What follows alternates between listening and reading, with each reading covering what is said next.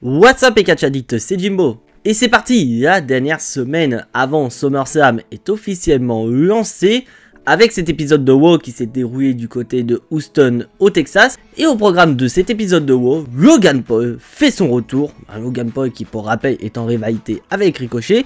Ou encore le retour de Brock Lesnar. Un Brock Lesnar qui pourrait très bien nous annoncer pourquoi pas une stipulation pour son match à SummerSlam face à Cody Rhodes. Bah spoiler alert, il n'y en aura pas. Et du côté des matchs, nous allons avoir les débuts de Maxime Dupuis qui fera face à Valhalla. Mais surtout, ce soir dans le main event de cet épisode de WoW, Sami Zayn et Seth Rollins font face à Dominic Mysterio et Damien Priest. Donc est-ce que les tensions au sein du Judgment Day sont toujours présentes? On verra cela durant cet épisode de WoW. Mais bon, j'ai assez parlé. Les résultats du WoW du 31 juillet 2023, et bah c'est tout de suite.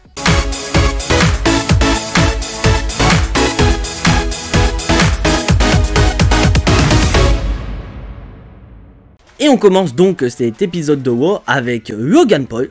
Un Logan Paul qui va se présenter comme étant la grosse victime de cette histoire avec Ricochet. Et que son objectif était tout simple, c'était de présenter Ricochet aux yeux du public, montrer un Ricochet qui en a dans le ventre. Et qu'au final, Logan Paul a été remercié de la meilleure des manières, c'est-à-dire se faire attaquer dans le dos par Ricochet.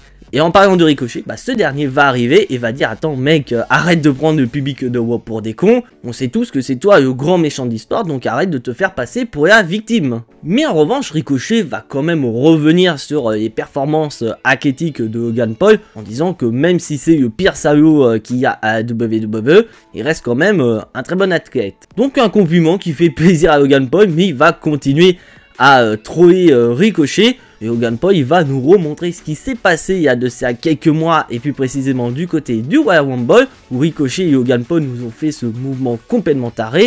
Et Logan Paul va dire que leur match du côté de SummerSlam sera tout aussi viral.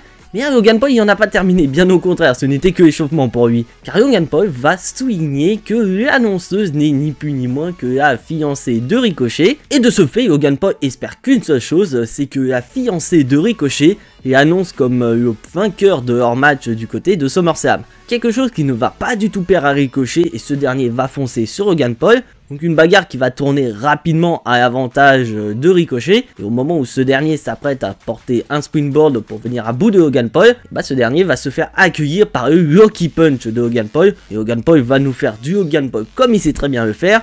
Il va se foutre littéralement de la gueule de Ricochet en le filmant avec un téléphone. Et apparemment, en une semaine, Logan Paul n'a toujours pas compris le principe du selfie. Mais bon, on a quand même eu droit à un très bon avant-goût de SummerSlam. Et franchement, j'attends avec impatience ce match entre Logan Paul et Ricochet. Un match qui a le potentiel de voler la soirée.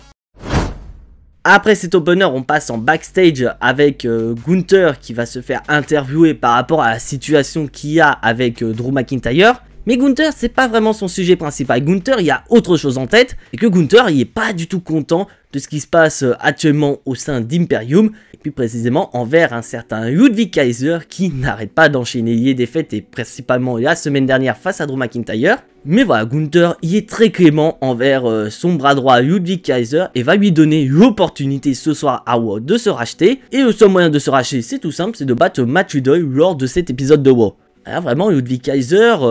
Et là, il est en sursis. Donc on repasse dans le ring avec Matt Riddle et les kangourous. Oui, des kangourous au Texas. Voilà, ne me demandez pas pourquoi, je sais pas. Et il va donc affronter Ludwig Kaiser. Et dans l'ensemble, nous avons droit à un très bon combat entre Ludwig Kaiser et Matt Riddle. Certes, un combat qu'on a déjà vu il y a de ça quelques temps du côté de WoW, mais ça restait quand même un très bon combat. Donc ce combat ne fait pas exception à la règle. Et puis tu sens que du côté de Ludwig Kaiser, il y a quand même Gunther qui regarde pas très loin, et que si jamais il perd face à Matt Riddle, et bah il devra en subir les conséquences en face de son ring général. Mais plus de peur que de mal pour Ludwig Kaiser, parce que c'est lui qui va remporter le combat face à Matt Riddle et ainsi obtenir le pardon de son ring général. Ah franchement tout colle pour Imperium. Et vous allez voir, la soirée ne fait que commencer pour ces derniers. Et c'est parti, les débuts de Maxime Dupuis dans le ring. Il y en a, ils vont me dire non, c'est pas vraiment les débuts de Maxime Dupuis. Elle a déjà combattu il y a de ça quelques semaines aux côtés de Chad Gable et de Otis. Oui, c'est vrai, elle a déjà catché, mais là c'est quand même son premier match en solo face à Valhalla. Et dans l'ensemble, bon, j'ai pas grand chose à dire sur le combat. C'est un combat assez rigolo dans l'ensemble où tu vois vraiment toute la comédie qui se dégage autour de la Alpha Academy et Maxime Dupuis qui se ressent dans ce combat.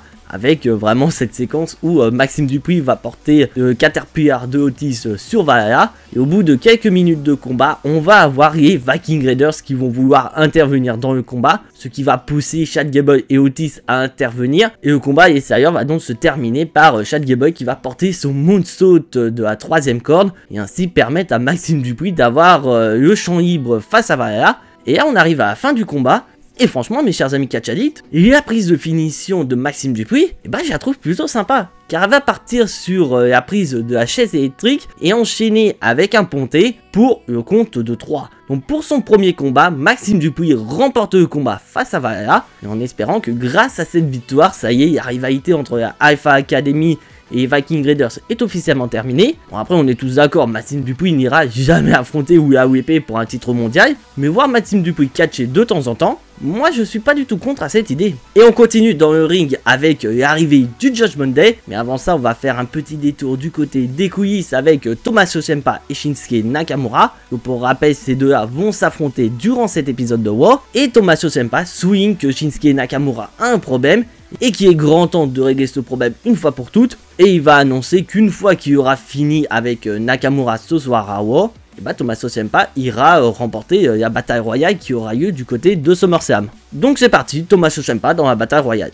Donc on repasse dans le ring avec le Judgment Day. Et un Judgment Day qui va faire du Judgment Day. C'est-à-dire qu'ils vont se vanter d'avoir explosé tout le monde qui ont croisé leur chemin. En parlant de Kevin Owens ou encore de Liv Morgan qui sont actuellement blessés. Et comme d'habitude, quand un certain Dominic Mysterio va prendre la parole, ce dernier ne pourra pas du tout parler. Et sans aucune surprise, Finn Balor va parler de sa rivalité avec Seth Rollins en disant qu'une fois qu'il aura battu lors de SummerSlam, Seth Rollins il sera plus bas que terre et qu'il se souviendra pendant pas mal d'années de cette défaite face à Finn Balor. Et au moment où UAWP va commencer à parler d'une certaine Raquel Rodriguez, cette dernière va arriver et va vouloir s'en prendre directement à la championne. Donc on va avoir une collision entre Raquel Rodriguez et UAWP. Une confrontation qui va tourner à l'avantage de Raquel Rodriguez, mais il va falloir une intervention de Dominic Mysterio pour permettre à UAWP de s'en prendre à Raquel Rodriguez. Pour rappel, Raquel Rodriguez a été attaquée au niveau de la jambe par UAWP il y a de ça quelques semaines du côté de War, donc UAWP va attaquer cette même jambe. Et il faudra donc l'intervention des officiels pour mettre un terme à cette confrontation. Et là donc on s'attend pourquoi pas à un match entre Raquel Rodriguez et UAWP du côté de SummerSlam. Et spoiler alert mes chers amis catchadites, ce sera pas du tout le cas. Parce qu'un peu plus tard on va passer à l'infirmerie avec Raquel Rodriguez qui se fait soigner. Et elle va rapidement être rejointe par Adam Pearce. Et Adam Pearce va donc annoncer à Raquel Rodriguez que cette dernière a un match de championnat face à UAWP.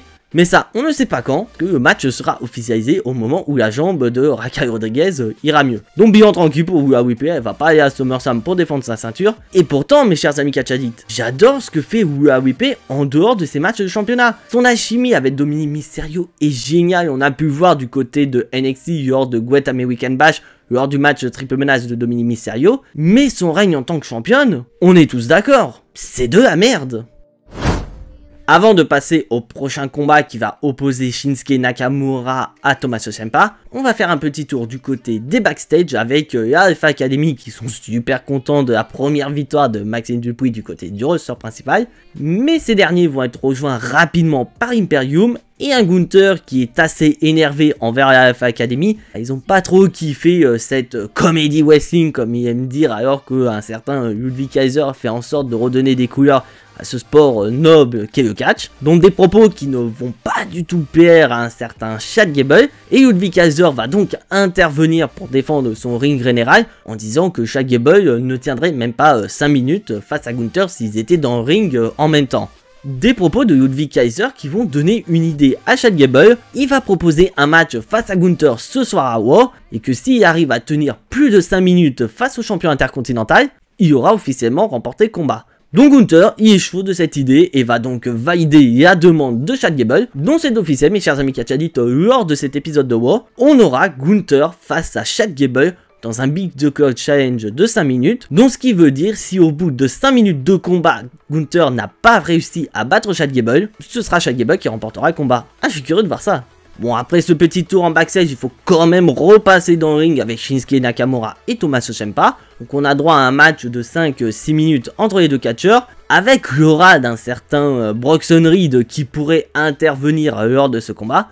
Bon, spoiler alert, mes chers amis catchadites, Bronson Reed ne va pas du tout intervenir dans le combat, mais par contre il va regarder ce combat d'un œil très attentif, et au bout de 5-6 minutes d'un bon combat entre les deux, c'est Shinsuke Nakamura qui va remporter le combat avec un roll-up. Alors pauvre Tommaso Ciampa, il se fait surprendre par un roll-up, il est sans supposer que la rivalité est très loin d'être terminée, et en plus avec l'annonce de leur participation dans la bataille royale du côté de SummerSlam, on peut laisser supposer que quand leurs chemins vont se croiser lors de la bataille royale, ces derniers tenteront de s'éliminer. Brock Lesnar arrive dans le ring. Un Brock Lesnar qui va nous faire du polyman. Bah oui, parce que pour commencer, Brock Lesnar va se présenter en disant « Mesdames et messieurs, je m'appelle Brock Lesnar ». Et là, Brock Lesnar, il va déballer son pédigré, disant que c'est un ancien champion de lutte, ancien champion UFC, ancien champion du monde de la WWE. Et après ça, Brock Lesnar va parler de son match du côté de SummerSlam face à Cody Rhodes, en disant que Brock Lesnar, lui, il sera payé pour botter cul de Cody Rhodes, alors que Cody Rhodes, lui, il sera payé pour se faire botter cul par Brock Lesnar. Et après cette promo que Brock Lesnar trouve déjà assez long, et bah il va proposer à Cody Rhodes de venir dans le ring pour lui serrer la main. Ah là, ça sent peut-être le piège là. Donc Cody Rhodes, lui, il va venir, un Cody Rhodes ultra déterminé, un Cody Rhodes qui a eu le regard focus sur Brock Lesnar, à quel point il est tellement focus sur Brock Lesnar, il va même pas interagir avec sa musique comme il le fait d'habitude. Ah là vraiment Cody Rhodes, tu y mets Brock Lesnar dans le ring, on dirait un chien enragé. Et bah Cody Rhodes il va pas parler, il va juste proposer à Brock Lesnar de lui serrer la main, et donc on va avoir cette image de Brock Lesnar et Cody Rhodes qui vont se serrer la main. Un pur symbole de respect, où tu dis ok, le segment va se terminer totalement clean, Brock Lesnar va commencer à se barrer, mais Cody Rhodes il voit pas ça du même oeil parce que ce dernier va porter un tempest suicida sur Brock Lesnar, donc une bagarre va éclater entre les deux, et une bagarre qui malheureusement va tourner rapidement à l'avantage de Brock Lesnar, et Brock Lesnar va péter la gueule littéralement de Cody Rhodes, et à chaque fois qu'on sent que la bagarre est terminée et que Cody Rhodes il est KO, Brock Lesnar il s'apprête à partir, et bah Cody Rhodes il se relève, il en veut encore, donc ce qui va énerver Brock Lesnar, et Brock Lesnar va repartir à la charge et s'en prendre une nouvelle fois à Cody Rhodes, jusqu'à lui porter son F5 en pinçante du ring. Ah là franchement, à 5 jours de SummerSlam, Cody Rhodes vient de se faire péter la gueule par Brock Lesnar. Assez dur pour Cody Rhodes. Mais bon, on sait pourquoi il y a eu cette bagarre, c'était vraiment dans le but de faire en sorte que Cody Rhodes ait tous les fans derrière lui, et qu'au final, bien qu'il soit défavorisé, il va utiliser la force que lui procure le public pour venir à bout de Brock Lesnar à SummerSlam. On connaît l'histoire, c'est quelque chose qu'on a déjà vu depuis de nombreuses années à la WWE avec un certain John Cena. Et justement, mes chers amis catchadites, je vous donne rendez-vous dans la semaine pour 2 vidéos. Bon, déjà, je vous donne rendez-vous demain pour le Jimbo No Stick de SummerSlam, mais je vous donne également rendez-vous vendredi pour une vidéo un peu spéciale. Petit indice, ça concerne l'un des 2 combattants qu'on a eu lors de ce segment. Bon, après ce passage à tabac de Brock Lesnar, on va passer sur un nouveau combat, le match opposant Chad Gable à Gunther, et Gunther doit battre Chad Gable en moins de 5 minutes, sinon il perd le combat. Et on va donc avoir un très bon combat entre Gunther et Chad Gable, où tu sens que Gunther il est en train de s'amuser avec Chad Gable, il ne prend pas ce combat au sérieux, mais malheureusement pour lui, en s'amusant dans ce combat, bah la situation va se retourner contre lui parce que Chad Gable va réussir à tenir les 5 minutes de combat, donc ce qui fait que Chad Gable a réussi à battre Gunther, mais ça ne va pas du tout plaire au champion intercontinental, car il estime pour lui que le combat est loin de terminer, donc il propose de recommencer le match. Donc les officiels vont accepter la demande du champion intercontinental et le match va donc redémarrer. Et franchement, le match précédent il était bien, bah là ce match sans aucune limite de temps, et bah je le trouve super. C'est limite selon moi le match de la soirée, parce que vraiment on a beau dire, Chad Gable est un excellent catcheur. Et on le voit pendant plusieurs séquences, il va porter des manœuvres totalement dingues, notamment sa German Suplex sur le champion intercontinental, alors que quand même Gunther reste quand même un beau bébé, c'est quand même assez impressionnant de la part de Chad Gable de porter cette German Suplex sur le champion. Mais malheureusement, bien que Chad Gable tente tout pour venir à bout de Gunther, bah ça reste Gunther qui a un programme face à Drew McIntyre du côté de SummerSlam. Mais au bout de l'effort, Gunther parvient à porter sa powerbomb sur Chad Gable pour le compte de 3 et donc ainsi remporter la victoire face à ce dernier. Mais Gunther il n'en a pas terminé car ce dernier va monter au niveau de la table des commentateurs et envoyer un message à son challenger Drew McIntyre en lui disant ce qu'il vient de faire là à Chad Gable n'est qu'un avant-goût et qu'à SummerSlam si Drew McIntyre n'est pas prêt, bah il va se faire démolir par le champion intercontinental. Mais franchement mes chers amis catchadites, avec ce que vient de proposer Chad Gable face à Gunther, est-ce que vous ne pouvez pas voir pourquoi pas Chad Gable obtenir une opportunité face au champion intercontinental après SummerSlam? Moi personnellement j'ai surkiffé ce match et j'ai vraiment envie de voir davantage de matchs en solo de la part de Chad Gable et pourquoi pas avoir une opportunité future pour le titre de champion intercontinental.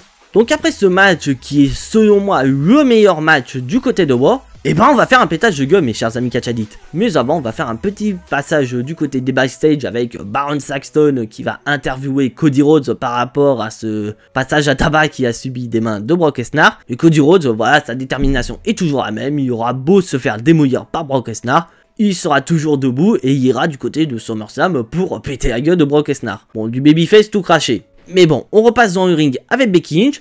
Une Becky Lynch qui est très contente car la semaine dernière elle a battu une certaine Zoey Stark, permettant ainsi d'obtenir une nouvelle confrontation face à Trish Stratus. Donc Becky Lynch elle est prête et pour elle rien que de mieux que Texas pour avoir ce fameux rematch face à Trish Stratus. Donc elle est prête, elle veut affronter Trish Stratus, mais en revanche du côté de Trish Stratus, bah cette dernière n'est pas du tout prête à affronter Becky Lynch, car pour elle bien que Becky Lynch ait remporté selon elle par chance son combat face à Zoey Stark, et bah ce n'est pas à Becky Lynch de choisir la date de leur nouvelle confrontation. Donc Trish Stratus, elle ne veut pas affronter Becky Lynch, mais en revanche il y a une personne qui est du côté de Becky Lynch, et cette personne c'est Adam Pearce, et Adam Pearce va valider la demande de Becky Lynch, et ainsi ramener un arbitre pour faire en sorte qu'on passe directement au match entre Becky Lynch et Trish Stratus. Attends quoi? Attends, tu veux même pas que ce match ait lieu au SummerSlam?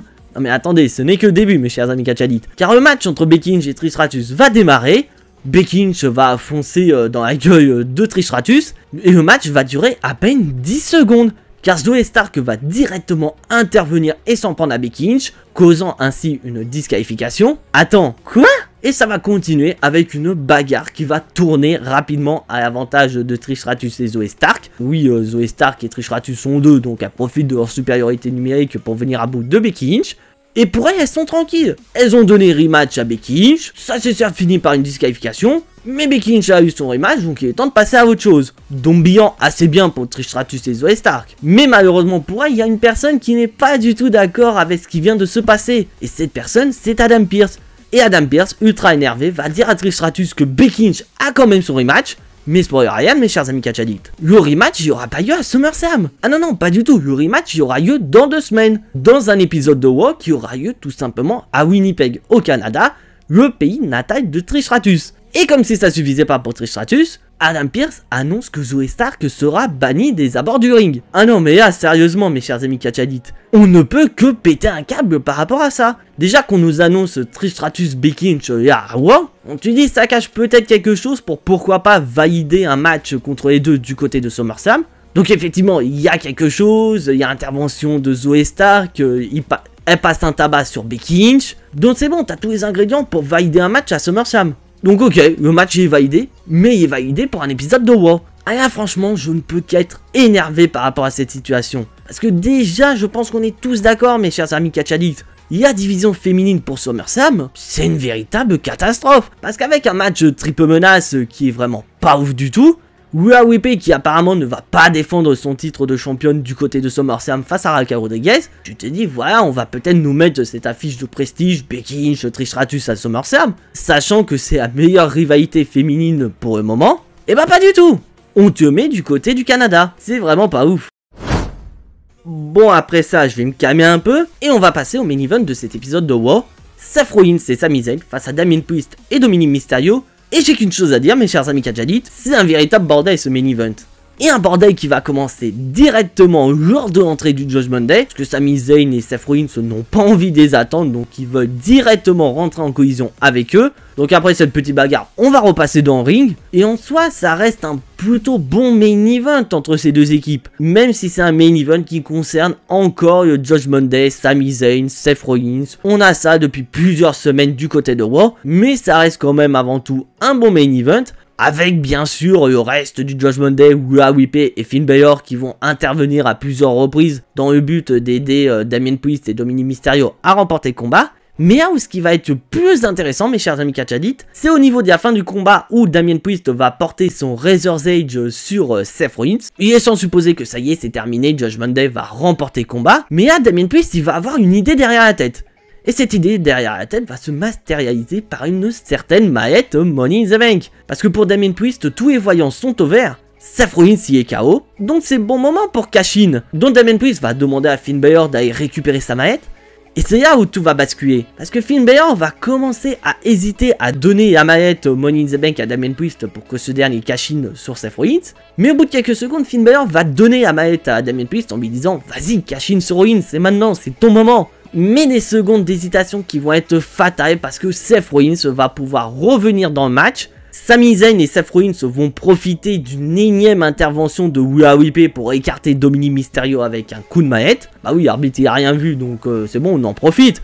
Pourquoi Judgment Day serait les seuls à profiter de ces interventions? Sami Zayn va s'occuper de Finn Balor en lui portant un Aba Kick. Et le match va se terminer avec Seth Rollins qui va porter un stomp sur Damien Priest pour le compte de 3. Donc grâce à ce stomp, Sami Zayn et Seth Rollins remportent le combat. Et du côté du Judgment Day, les tensions sont toujours présentes. Et c'est sur une victoire des Babyface que se termine cet épisode de Raw. Un épisode de Raw que j'ai trouvé plutôt bon dans l'ensemble. Bon après il y a quand même beaucoup de points noirs que je vais noter maintenant. Bon bien sûr le point noir c'est la répétitivité. Parce que là je vais vraiment parler des 5 semaines qu'on a eu pour construire cette carte de SummerSlam. C'est vrai qu'on remarque que du côté de Raw il y a beaucoup de choses qui sont identiques d'une semaine à une autre. Notamment avec Gunther, Imperium qui n'arrête pas de croiser un certain Matt Riddle. Donc ce qui fait qu'on a eu beaucoup de matchs concernant Gunther et un membre d'Imperium. Et quand on parle de répétitivité, on peut pas parler autre chose que tout ce qui se passe autour du main event de Raw. Parce que là on peut remarquer, ça a toujours été le cas, c'était soit un membre du Judgment Day contre Seth Rollins,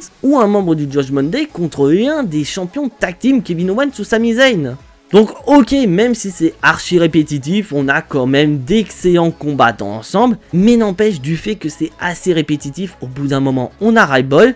Bon après heureusement ce qui sauve autour du Judgment Day c'est toujours cette tension qui est soi-disant inexistante entre Finn Balor et Damien Priest, parce que bien que Judgment Day dise qu'il n'y a aucune tension entre Damien Priest et Finn Balor, bah là on le voit là lors de cet épisode de Raw qu'il y a toujours des tensions entre Finn Balor et Damien Priest, des tensions qui pourraient très bien entraîner une rupture entre Damien Priest et Finn Balor lors de SummerSlam. Donc franchement c'est limite le seul truc qui m'intéresse dans cette rivalité, si c'est de voir si l'amitié entre Damien Priest et Finn Balor va rester forte du côté de SummerSlam, et comment on ne peut pas parler de la division féminine de Raw qui est vraiment catastrophique. Avec déjà Rhea Ripley qui va passer SummerSlam sans aucun problème parce que Raquel Rodriguez est blessée, mais surtout la rivalité entre Becky Lynch et Trish Stratus qui franchement méritait d'aller du côté de SummerSlam.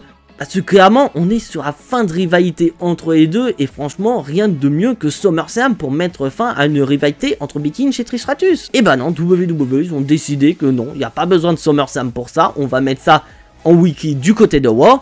Bah pour moi c'est n'importe quoi. Et c'est vrai j'ai oublié de vous parler quelque chose, je suis désolé, je suis débile. Lors de cet épisode de Raw, on a eu droit à 2 vidéos récapitulant l'amitié qu'il y a eu entre Shayna Baszler et Ronda Rousey, et des vidéos qui nous ont donc informé que lors de SummerSlam, Ronda Rousey et Shayna Baszler s'affronteront, mais dans un match assez particulier, car le match sera régi sur les règles du MMA. Donc après, je sais pas comment ça va se dérouler, mais c'est vrai qu'à l'heure actuelle, c'est la meilleure rivalité féminine, que ce soit du côté de Raw ou de SmackDown pour SummerSlam. Alors qu'elles se sont vraiment pas croisées les deux. Mais bon, mis à part ces points noirs que je viens de citer, on a droit quand même à de très bons combats dans l'ensemble. Et mon petit coup de cœur, c'est Gunther face à Chad Gable. Mais n'empêche, je ne peux pas mettre une très grosse note pour cet épisode de Raw qui est quand même un épisode de Raw avant SummerSlam. Un épisode de Raw qui doit nous donner de la hype pour le plus grand show d'été. Malheureusement, je pense qu'il n'a pas très bien réussi sa mission, donc ce qui fait que je ne peux pas lui donner plus que 7 sur 10. Donc après c'est à vous mes chers amis catchadites, si ça se trouve vous êtes entièrement en désaccord avec moi et que vous estimez que cet épisode de WoW est bien meilleur que je ne le pense, donc n'hésitez pas à me dire dans les commentaires, ce que vous pensez de cet épisode de WoW. Je suis assez très curieux de votre avis. Et donc voilà, c'est tout pour moi pour ces résultats de WoW. Si bien sûr, si vous aimez ce que je fais, n'hésitez absolument pas à lâcher votre plus gros pouce bleu qui fait plaisir à la chaîne. Si bien sûr, vous n'êtes pas encore abonné à ma chaîne, n'hésitez absolument pas, c'est entièrement gratuit. Et bien sûr, si vous voulez être notifié de la sortie des prochaines vidéos, n'hésitez absolument pas à cliquer sur la petite cloche. Et j'ai oublié de vous parler de quelque chose, mes chers amis catchadites. On a atteint les 1000 abonnés sur la chaîne, c'est complètement dingue, je ne peux que vous remercier. Et donc pour vous remercier, je vous donne rendez-vous dans les prochaines semaines sur Twitch. Parce que oui, je n'ai pas encore déterminé de date, j'essaie de voir en fonction de mon boulot quand est-ce que je peux vous programmer ceci. Car je compte vous faire un live 24 heures sur Twitch pour vous remercier d'être aussi nombreux sur ma chaîne. Donc je vous demande de rester connecté pour être informé de la planification de ce live 24 heures. Mais je vous donne également rendez-vous ce week-end sur Twitch pour le live réaction de SummerSlam. Et comme d'habitude, je ne serai pas tout seul. Et en parlant de vidéos, mes chers amis catchadites, je vous donne rendez-vous demain pour le Jimbo Nostic de SummerSlam. Et je vous donne rendez-vous vendredi pour une vidéo un peu spéciale. Si bien sûr vous avez regardé l'intégralité de cette vidéo, vous avez peut-être deviné le sujet de la vidéo. Mais je vous ne dis rien. Mais en attendant, soyez tous très fiers d'être des catchadites. C'était Jimbo et à la prochaine.